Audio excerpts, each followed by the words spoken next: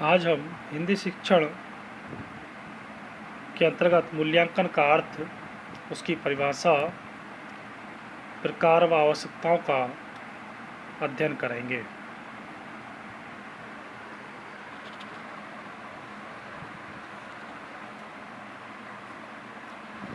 सबसे पहले जानते हैं हम मूल्यांकन का अर्थ। मूल्यांकन किसी भी शैक्षिक कार्यक्रम के किसी भी एक पक्ष के विषय में सूचना एकत्रित करना, उसका विश्लेषण और उस व्याख्या है जो इसकी प्रभाविता, कुशलता, अन्य परिणामों को परखने की मान्य प्रक्रिया का एक भाग होता है। मूल्यांकन के प्रकार। सबसे पहले निर्माणात्मक मूल्यांकन। पढ़ाई के दौरान अधिगम की प्रगति को जानने, समझने और सुधारने के लिए जो मूल्यांकन किया जाता है उसे शिक्षणकालीन मूल्यांकन कहते हैं। अध्यापन अवधि में इस मूल्यांकन के आधार निम्न हैं: कक्षा परीक्षण, छोटे छोटे प्रश्न, गृह कार्य और कक्षा कार्य। दूसरा है संकलनात्मक मूल्यांकन। इस मूल्यांकन का उद्देश्य यह मालूम करना होता है कि एक विशेष अवधि पूरी होने पर शैक्षिक उद्देश्यों को किस मात्रा में पूरा कर लिया गया है। इसका मुख्य प्रयोग कोर्स का ग्रेड देने या यह प्रमाणित करने के लिए होता है कि एक विशेष कार्यक्रम के बाद विद्यार्थी ने निर्धारित अधिगम उद्देश्यों को कितनी अच्छी तरह पूरा कर लिया है।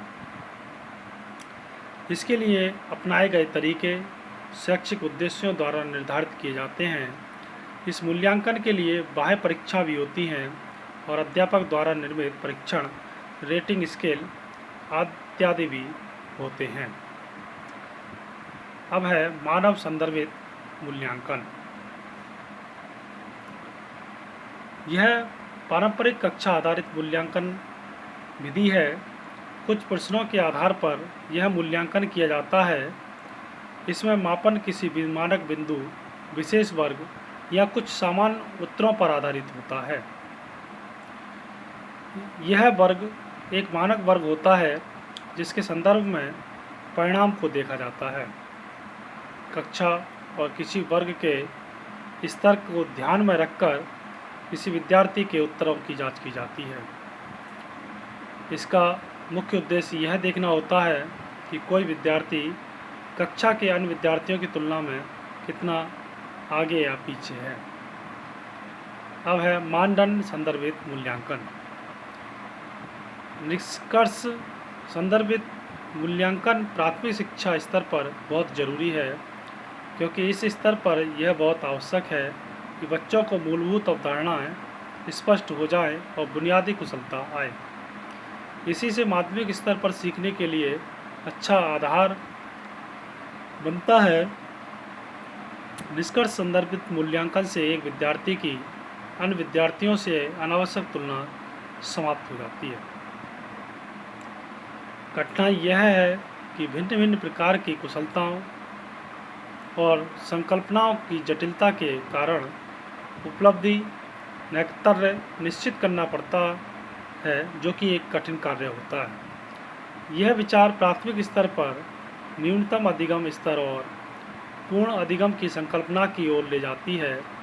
प्राथमिक कक्षाओं के लिए न्यूनतम अधिगम स्तर NCERT और भारत सरकार के मानव संसाधन विकास मंत्रालय ने तैयार किया है। यह न्यूनतम अधिगम स्तर किसी भी स्तर पर विद्यार्थियों के मूल्यांकन का मापदंड बन सकता है। वास्तव में दोनों प्रकार के मूल्यांकन का शैक्षिक अधिगम प्रक्रिया में बहुत महत्वपूर्ण स्थान है। अब बात करते हैं मूल्यांकन की आवश्यकता एवं महत्व का। मूल्यांकन किसी भी परिस्थिति, साधारण अथवा कठिन परिस्थिति में, चाहे क्लासरूम में हो और अथवा इससे संबंधित किसी अन्य क्रिया में कुछ भी निर्णय लेने हो तो मूल्यांकन अनिवार्य हो जाता है। प्रधानाचार्य, शिक्षक या अन्य विद्यालय कर्मचारी भी विद्यार्थियों के बारे में निर्णय लेना चाहे या उन्हें निर्णय में उनकी सहायता करना चाहें तो मूल्यांकन आवश्यक हो जाता है। प्रभावशाली ढंग से निर्णय लेने में मूल्यांकन की आवश्यकता पड़ती है। अध्यापन अधिगम की परिस्थिति में मूल्यांकन की आवश्यकता इतनी अधिक अनुभव की जाती है। मूल्यांकन शिक्षक को सही दिशा में कदम बढ़ाने में सहायक होता है। अब बात करते हैं अध्यापन अधिगम प्रक्रिया में की जाने वाली क्रियाएं। कक्षा के उद्देश्यों को पूरा करना, विद्यार्थियों की अधिगम प्रक्रिया में आने वाली कठिनाइयों को मालूम करना, नए अधिगम अनुभवों की तैयारी निश्चित करना, विशिष्ट कार्यकलाप के लिए कक्षा में विद्यार्थियों के वर्ग बनाना, समायोजन की समस्या के निराकरण में विद्यार्थियों की सहायता करना, विद्यार्थियों की प्रगति की रिपोर्ट तैयार करना। इन सभी क्रियाओं में हम बिना मूल्यांकन के नहीं रह सकते। अतः अब थोड़ा सा बात करते हैं हम कि भाषा शिक्षण में आकलन या मूल्यांकन, जिसका हम कल अध्ययन करेंगे, तो वास्तविकता में अगर देखा जाए तो मूल्यांकन का आकलन करते समय हमें बहुत सारी बातों का ध्यान रखना पड़ता है, जिसे हमने ऊपर बताया है कि परीक्षण विद्यार्थी की भाषा ज्ञान और क्षमता का मूल्यांकन करने वाला होना चाहिए, ना कि उनकी स्मरण शक्ति का।